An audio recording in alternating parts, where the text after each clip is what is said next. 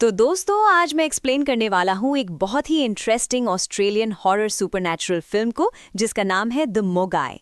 और ये कहानी की शुरुआत एक प्रोलॉग से होती है जिसके द्वारा हमको ये बताया जाता है कि 1910 से 1970 के दौरान ऑस्ट्रेलियन सरकार ने अबॉर्जिनल बच्चों को उनके समुदाय से हटाने का आदेश दिया था। ऑस्ट्रेलियन अबॉर्जिनल वो लोग होते हैं जो कि ऑस्ट्रेलिया में सबसे पहले रहते थे, यानी कि असली नेटिव लोग। खैर, सरकार उन बच्चों को उनकी कम्युनिटी से इसलिए अलग करना चाहती थी ताकि वो लोग उन्हें फास्टर हाउस भेज सकें, जहां पर वो वाइट लोगों के बीच रहकर उनमें ढल सकेंगे। ये सब इसलिए किया गया था ताकि नेटिव लोग उनके कल्चर को, लैंग्वेज को भूलकर बाकियों के साथ ढल सकें। लेकिन ये सब रेशियल पार्ट का हिस्सा था और ये सच में भी हुआ था। अब सीन 1970 पर आता है, जहां पर हम बच्चों को देखते हैं जो कि अबॉर्जिनल कम्युनिटी के थे। उनके साथ में एक एल्डर लेडी भी होती है जो कि उनका ध्यान रखा करती थी। लेकिन इसी बीच वो लेडी गाड़ी की आवाज़ सुनती है और सभी बच्चों को सीटी मारकर छुपने के लिए कहती है। सीटी की आवाज़ सुनकर सभी बच्चे भागकर छिप गए थे, जिसके बाद वहां पर दो वाइट लोग आगे आते हैं जो कि गवर्नमेंट के लोग थे और वो इन्हीं बच्चों को लेने आए थे ताकि वो उन्हें कम्युनिटी से दूर कर सकें। लेकिन वहां पर एक भी बच्चा नहीं दिखता। वो लेडी उन दोनों को वहां से भगाने की कोशिश कर रही थी, लेकिन वो वहां से नहीं जाते। उन्हें पता था कि बच्चे यहीं पर छुपे हुए हैं।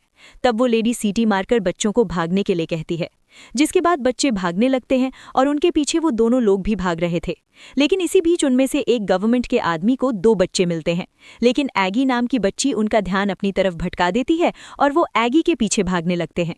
लेकिन एगी आगे जाकर केव में छुप जाती है और वो दो गवर्नमेंट के आदमी केव के पास आते हैं, लेकिन वो अंदर नहीं जाते। अब ये दोनों वहीं से पलटकर चले जाते हैं और थोड़ी देर के बाद में एगी की फ्रेंड वहां पर आती है जो कि उसे बाहर से आवाज लगा रही थी। लेकिन वो कुछ रिएक्ट कर पाती इससे पहले ही एगी को कोई केव की गहराई में खींच लेता है और हम उस चीज की आवाज सुन पाते हैं जो कि काफी डरावनी थी। खैर, अब यहाँ से सीन शिफ्ट होकर 2024 में आता है, जहाँ पर हम अबॉर्जिनल वुमेन सैरा को देखते हैं जो कि एक लॉयर होती है और सैरा प्रेग्नेंट भी थी। वो अपनी कंपनी की एक पार्टी में होती है, जिसके बाद वो अपनी फ्रेंड बेकी के साथ घर जाने लगती है। अब मैं आपको सैरा के बारे में थोड़ा बहुत बताता हूँ।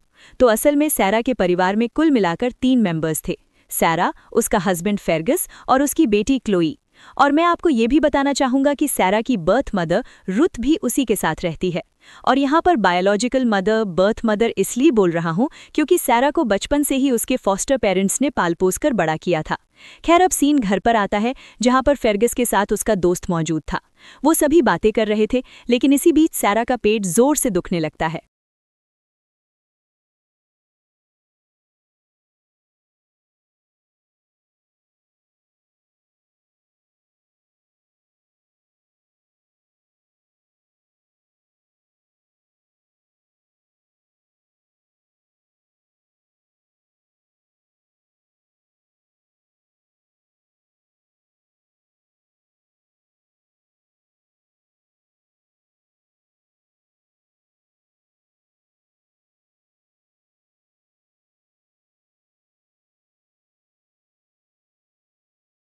जो कि उससे पूछताछ करती है।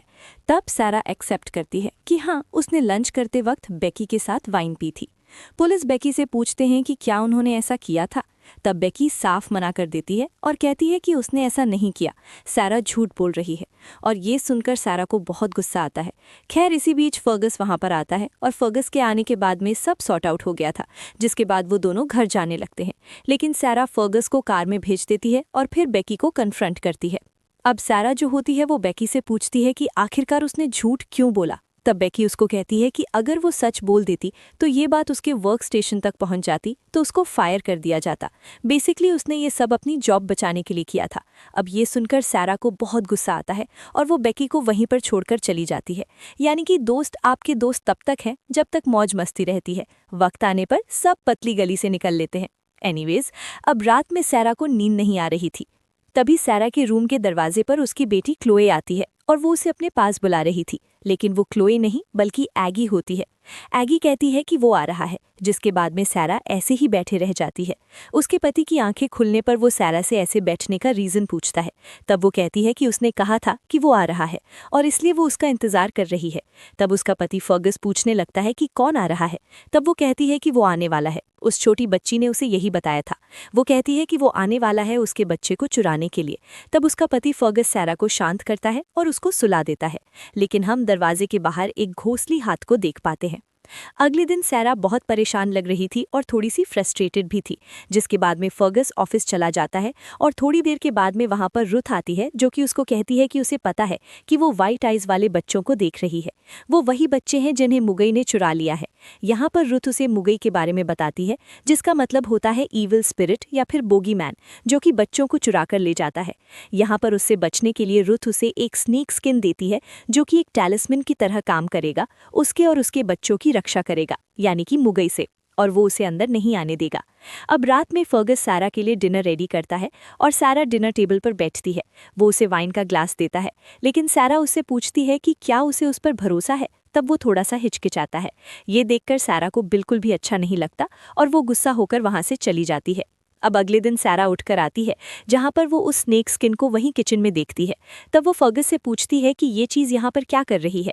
तब वो कहता है कि रूथ ने कहा था कि ये चीज़ ईविल स्पिरिट को दूर रखती है। और अब यहाँ से सीन रात की तरफ आता है, जहाँ पर सैरा पिल्स नहीं लेती क्योंकि उसको ये ठीक नहीं लगता।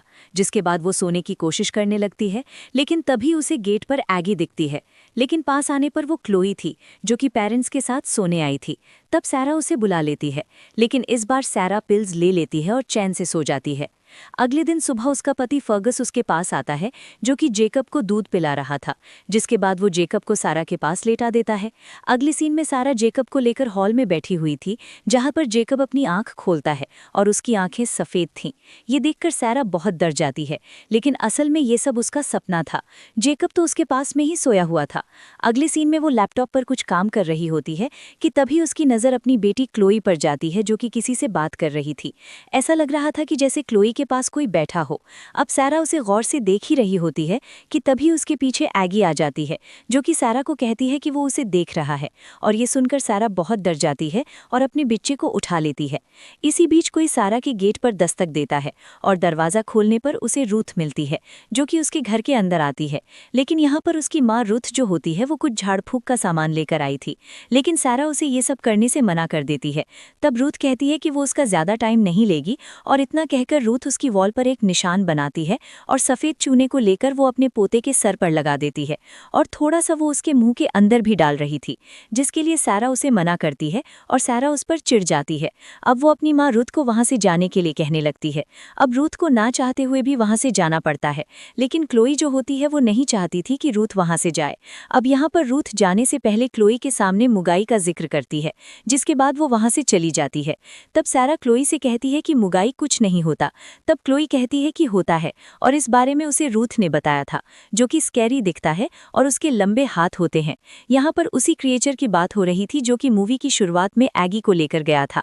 लेकिन यहाँ पर सैरा जो थी उसको इन चीज़ों पर बिल्कुल भी विश्वास नहीं था, यानी कि जो एंटिटी यहाँ पर दिखाई गई है या फिर जिसके बारे में अभी तक हम सुनते आ रहे थे, उसका नाम मुगाई है।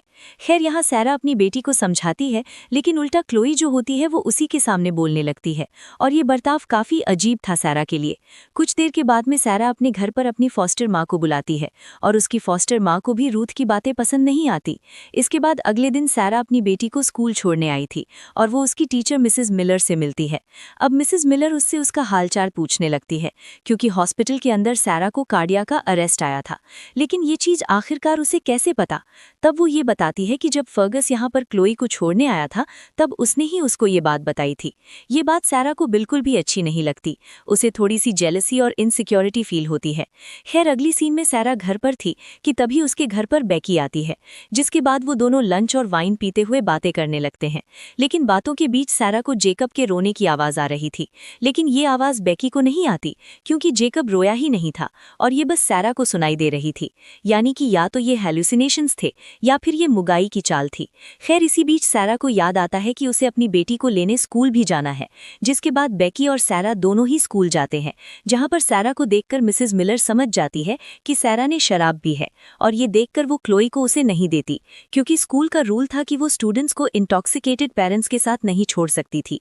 कुछ भी हो सकता था, लेकिन सैरा कहती है कि वो इंटॉक्सिकेटेड नहीं है। यहाँ पर दोनों में बहस हो जाती है, और इसी बीच सैरा ने जेकब को गलती से गिरा दिया था, लेकिन अच्छी बात ये थी कि जेकब को कोई चोट नहीं आई थी। इसके बाद में मिसेस मिलर वहां पर पुलिस गार्ड्स को बुलाती है। उसे तुरंत ही हॉस्पिटल पहुंचाया जाता है। हॉस्पिटल में उसकी कंडीशन बहुत ही क्रिटिकल हो गई थी। अब बच्चा पैदा होने के बाद में उसे कार्डियक अरेस्ट आ जाता है, जिसके बाद डॉक्टर्स ने CPR देना शुरू कर दिया।